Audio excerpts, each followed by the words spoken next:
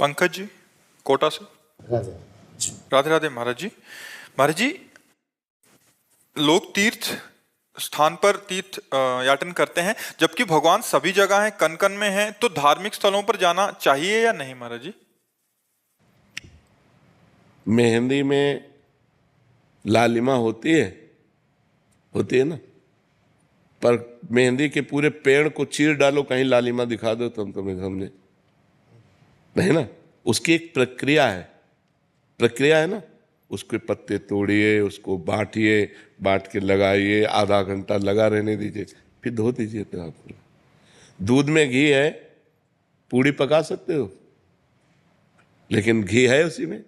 उसकी एक प्रक्रिया है, उसको दही बनाओ, मंथन करो, मक्खन निकालो, फिर उसको तप्त करो, तब वो घी बन जाएगा। समझ रहे ना? ऐसे परमात्मा सर्वत्र है। चीर फाड़ डालो किसी को, कहीं भी अगर मिल जाए तो बताओ। उसकी प्रक्रिया है साधना के लिए हमें पवित्रता चाहिए। तो हम भगवान के परम पवित्र दिव्य स्थानों में जाते हैं, हरिद्वार, काशी, इनमें हमें पवित्रता मिलती है। जब हमारा हृदय पवित्र होता है तो हमारे अच्छे भाव होते हैं, तो वो भाव भगवान को समर्पित हो जाते हैं और हमें भगवान का अनुभव हो जाता है। जब हमारा भाव बन जाए ना, तो हम कुत्ते से भी भगवान प्रकट कर सकते हैं। हमारा भाव बन जाए तो हम ईंट से भी भगवान प्रकट कर सकते हैं। हमारा भाव ना बने तो भगवान में भी भगवान नहीं दिखाई दे रहे दुर्योधन को।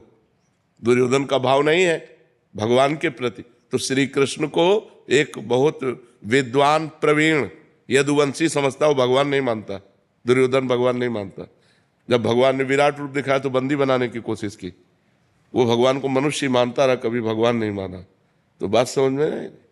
ये जो तीर्थ बने हैं ये पावर है, अध्यात्म के पावर है। जैसे गंगा जी नहा के आप देखो कैसा लगता है, एकदम फ्रेश, लेकिन नियमानुसार।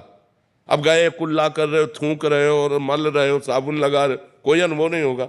गए साष्टांग दंडवत किए, माथा में जल रखा और गए चुपचाप 5, 7, 11 डुबकी लगाई, एकदम बाहर हो गए, देखो एकदम आनंद आएगा।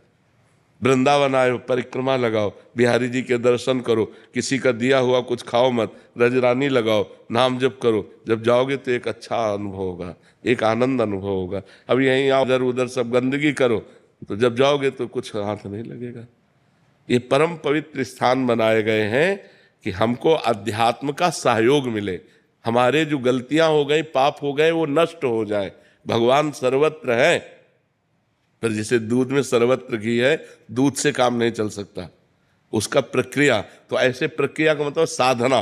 तो साधना का प्रारंभ करने के लिए हमें जो पवित्रता चाहिए, वो गंगा है, काशी है, जो बड़े बड़े तीर्थ है, इनमें इसीलिए जाया जाता है कि हम गृहस्थ हैं, हमसे कोई ना कोई पाप बन जाते हैं। तो इन तीर्थों में जाने से हमारे पाप नष्ट होते हैं, हमारे पुण्य बनते हैं, हमारा हृदय पवित्र होता है। अवश्य जाना चाहिए, पर जिस पद्धति से रहना उसी पद्धति से रहना।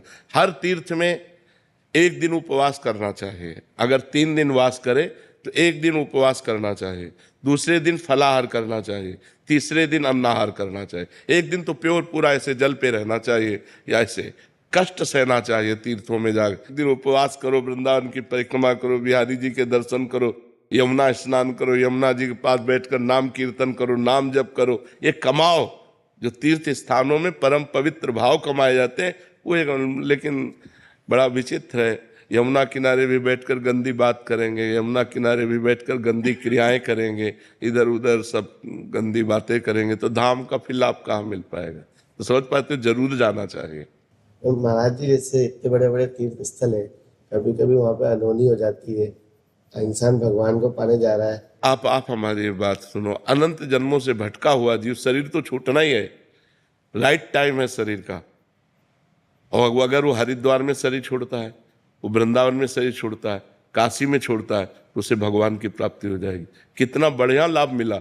शरीर तो छूटना ही था, लेकिन शरीर ऐसी जगह छूटा कि भगवान की प्राप्ति हो गई। तो इसमें लाभ हुई कि हानि हुई? लाभ। हाँ, तो हमें नेगेटिव नहीं सोचना, हमें पॉजिटिव सोचना है। काशी है, वृंदावन धाम है, हरिद्वार है, गंगा का तट है, यमुना का तट है, इनके किनारे प्राण निकलते हैं तो जीव की उत्तम गति होती है। प्राण तो निकलने थे, लेकिन यहाँ निकले, ये उत्तम गति हुई। जैसे आपके 100 रुपया जेब से बिहारी जी के सामने कट गए तो निश्चित मान लो करोड़ों का नुकसान होना था। आप वृंदावन आए तो धाम की कृपा से मात्र 100 रुपये में वो कार्यक्रम हो गया तुम्हारा। अब वो अगर तुम पॉजिटिव नहीं सोचते तो नेगेटिव सोचकर चलोगे, तुम आए ना तो तुम्हारा मंगल हो गया। करोड़ों का नुकसान भगवान ने 100 रुपये में निपटा दिया।